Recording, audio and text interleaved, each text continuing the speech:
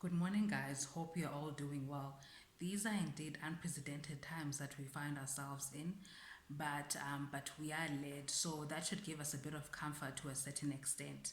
Cyril Ramaphosa and Cabinet continue to place importance on the social welfare of his citizens, and for that we are grateful.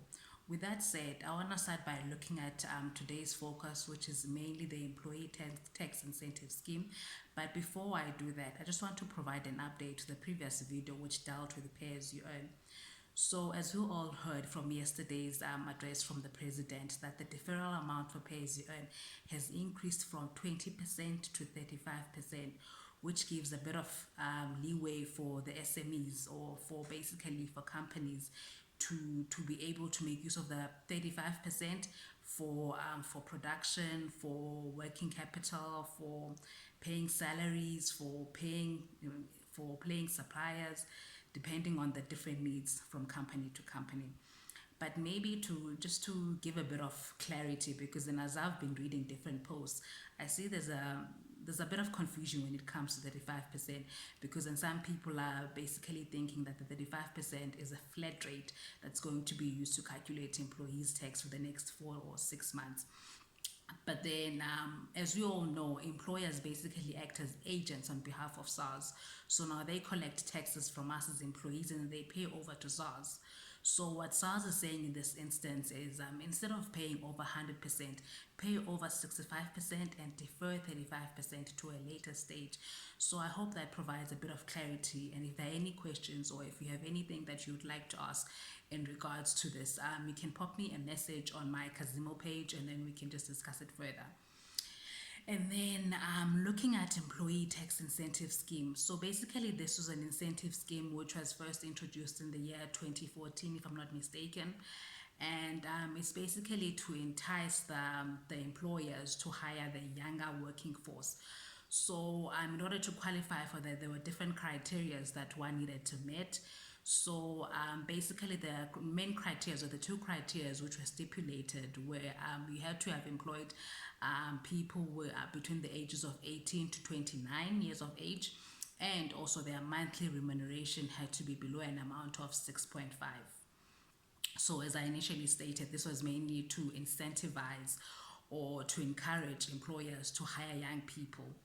So then the benefit from the employer was that there's a specific amount that they can claim against their pay as you earn, that they can claim to, or that they can claim to SARS as a result of employing younger people.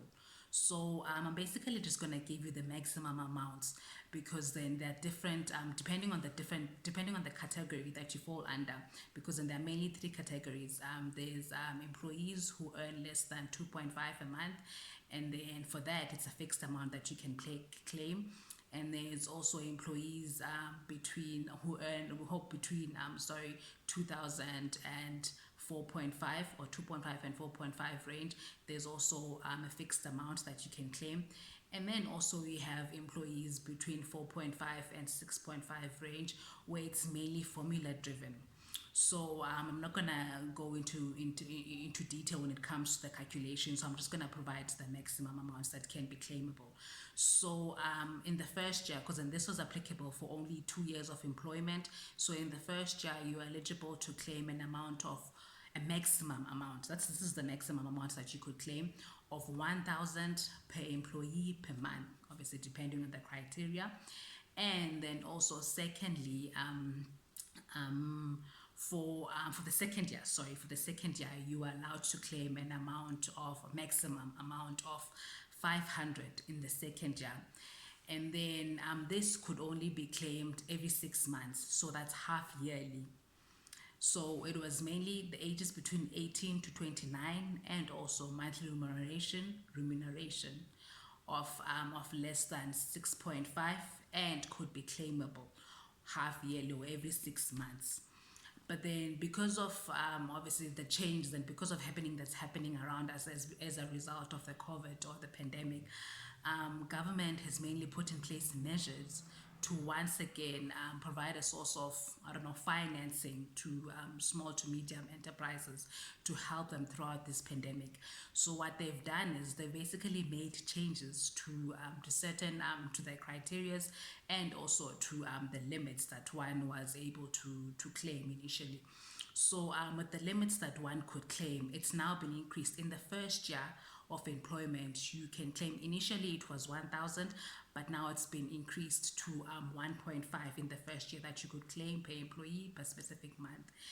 And then also in the second year, it was initially 500 that you could claim, but now it's been increased to 1,000 per employee and per month.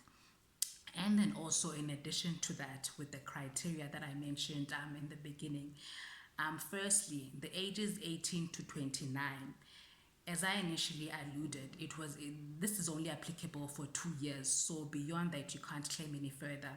But because of these changes, they're now saying for the 4 months, which was from the 1st of April 2020 up until the 31st of July 2020, you can also claim for employees that you've already claimed the benefit for the 2 years, but now you can claim for these 4 months. So it's an additional benefit basically.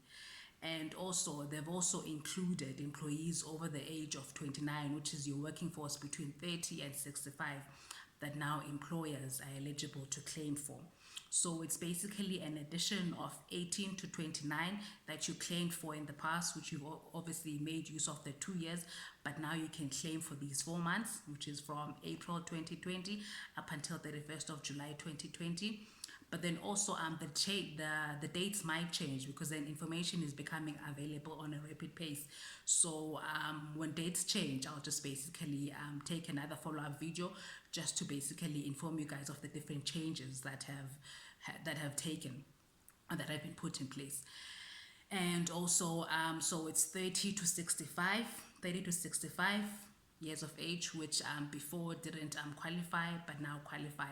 And then on top of that, initially you could claim this on a half-yearly basis or every 6 months, but now they're saying they want to make this available, or this claim should be made on a monthly basis. And once again, is to basically keep the cash flow going. I think that's it basically from the employee tax incentive scheme. But then if there's anything else that you'd like me to add on, to explain a bit further, you can basically send me a message on my Kazimo page, or you can basically comment on the comment section below if there's anything else that you'd like me to look at.